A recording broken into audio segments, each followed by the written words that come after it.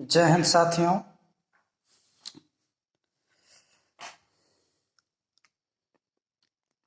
आप लोग के लिए लेके आए हैं एक महत्वपूर्ण सूचना वैसे स्टूडेंट के लिए जो अभी हाल फिलहाल में ही IITI पास किए हैं और वो चाह रहे हैं कि IITI के बाद कोई ऐसा डिग्री ले लें जो कि आगे जॉब में मदद हो। जो रेलवे में जाने का इच्छुक हैं, रेलवे का जॉब करना चाहते हैं, क्योंकि अधिकतर लोग जो भी होते हैं जो IITI करते हैं उनका मेन उद्देश्य रेलवे में जॉब करने का ही होता है। रेलवे में जॉब करने के लिए IITI करते हैं लगभग लोग।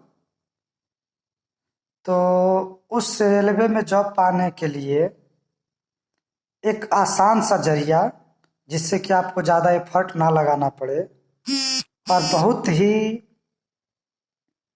सुगम तरीके से और बहुत कम मेहनत में रेलवे में आप जॉब पा सकें, इसके लिए आप लोग के लिए हम एक सूचना लाए हैं।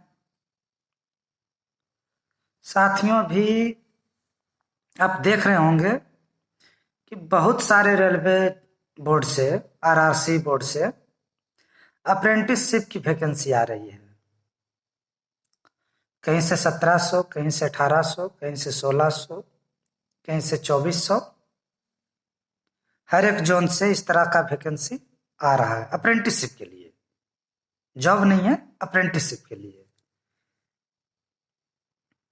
तो जो लोग अभी IITI पास किए हैं या 1-2 साल पहले पास किए हैं, जिनका एज 24 साल भी नहीं पूरा हुआ है, तो वो लोग, या फिर जिनका 24 साल पूर्व भी गया है, अगर वो कैटेगरी से हैं तो अपना कैटेगरी का छूट लेके अप्रेंटिसशिप के लिए अप्लाई कर सकते हैं।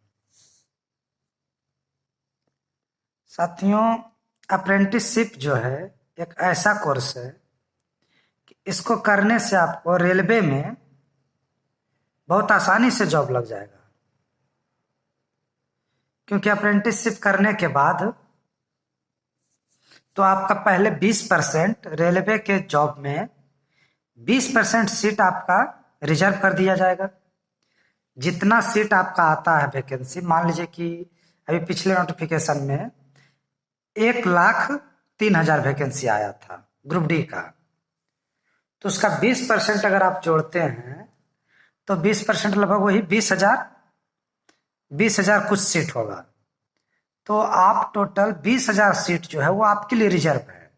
आप किसी भी जोन में भरिए, 20 टोटल सीट का 20% सीट आपका है। ठीक। और सबसे बड़ी बात है कि अगर आप ग्रुप डी के लिए अप्लाई किए हैं तो आपको उसके बाद फिजिकल नहीं देना होगा। सिर्फ आप अप्रेंटिसशिप कर लिए हैं, आप एग्जाम दीजिए, एग्जाम में क्वालिफाई कीजिए, आपको फिजिकल नहीं देना होगा, यानी कि दौड़ आपका नहीं होगा। आपका सिर्फ और सिर्फ एक एग्जाम होगा, और वो भी आपका 20% सीट रिजर्व है कि उस पर जब भी जाएंगे तो जो अप्रेंटिस किए हैं उन्हीं को जॉब होगा। तो ऐसा देखा गया है प्रत्येक साल कि जितनी सीट रहता है अप्रेंटिसशिप वालों के लिए, उतने लोग अप्रेंटिस किए हुए भी नहीं रहते हैं। अप्रेंटिस का सीट खाली चला जाता है। तो आप लोग भरिए, आप अप्रेंटिसशिप रेलवे से कर लीजिए, लेकिन हाँ, ध्यान रहे अप्रेंटिसशिप अगर करना है तो रेलवे से ही करना है। अदरवाइज और जितनी भी कंपनियां हैं, इससे आप अप्रेंटिसशिप करने से बचिएगा हमारे अनुसार। क्योंकि आपको क्या है कि अदर कंपनियां जो अप्रेंटिसशिप कराएगी, पेमेंट भी अच्छा देगा। लोग 15,000, 18,000, 20,000 तक पेमेंट देगा, लेकिन 1 साल बाद वो क्या करेगा कि वहां से आपको हटा देगा। ना ही वो जॉब देगा, ना ही कुछ और। 1 साल बाद फिर आप बेरोजगार हो जा रहे हैं, और फिर फ्यूचर में भी, इन फ्यूचर वो आपको जॉब के लिए भी नहीं बुलाता है। तो उसमें आपका क्या कि 1 साल आपका समय बर्बाद हो गया, उसका फायदा कुछ हुआ नहीं। पेमेंट ज्यादा मिला लेकिन फायदा कुछ नहीं हुआ, 1 साल बाद आप बेरोजगार ही रहे। रेलवे का अगर आप करते हैं तो मान लीजिए आप 1 साल अप्रेंटिस कर लिए, उसके बाद उसमें भी आपको 1 साल बाद वहां से हटा ही दिया जाएगा, लेकिन आप 1 साल बेरोजगार रहिएगा, 2 साल बेरोजगार रहिएगा। उसके बाद कहीं अगर रेलवे का ग्रुप डी का वैकेंसी आया तो उसमें आप सेटल हो जाइएगा, टेक्नीशियन का आएगा तो उसमें आप सेटल हो जाइएगा। तो यही सब है, इसके लिए आप अप्रेंटिसशिप अप्लाई कर लीजिए। अभी देखिए इससे बहुत सारा जोन से आया हुआ है, आपका पटना से आया हुआ RRC Patna, RRC Prayagraj, RRC Gorakhpur.